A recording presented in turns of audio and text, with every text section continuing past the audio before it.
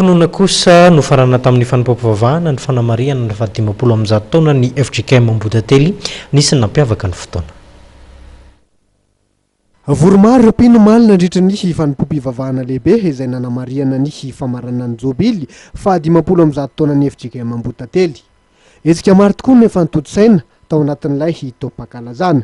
Maro dia maro tokoa ny ezaka izay natao tao anatin'izay fankalazana amin'ny fahadimapolo amby zato taona izay, nanomboka tamin'ny taona 14 ka nanomboana azy dia fanampam-pivavahana fisaorana an'Andriamanitra no ireo mpanompony izay naharitra teo amin'ny fandraisana fanasan'ny tompo. Nahazo daholo ny sikazy taona rehetra, 10 taona no mihoatra, misy azy efa nahatratra 10 taona teo amin'ny fandraisana fanasan'ny tompo. Tsy latsa-danja ihany koa ny fanambadiana dia ireo fanambadiana naharitra rehetra. Mbola nankalazaina tao anatin'izay ihany koa ireo mpanatalenta ny fiangonana satria maro izy ireo. Dia tao ihany koa ny sampana fanatanjahantena izay nikolokoloana ny vatana mba hatanora lalandava ao anatin'ny taona maro mifandimby.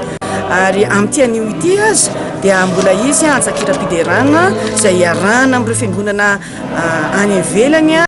Efa tafapetraka ihany koa ny vina entina miatrika ny fiainam-piangonana mandritra ireo taona ifanesy.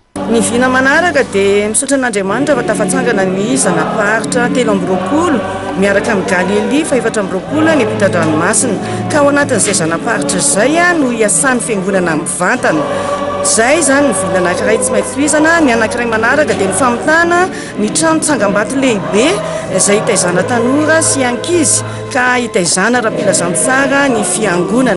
Nozaraina maro mpakasitrana nandritra izao fanampam-pivavahana izao ireo mpikambana amin'ny komity jobily fahadimapolo amby zato taona ny FJKM Ambohidately.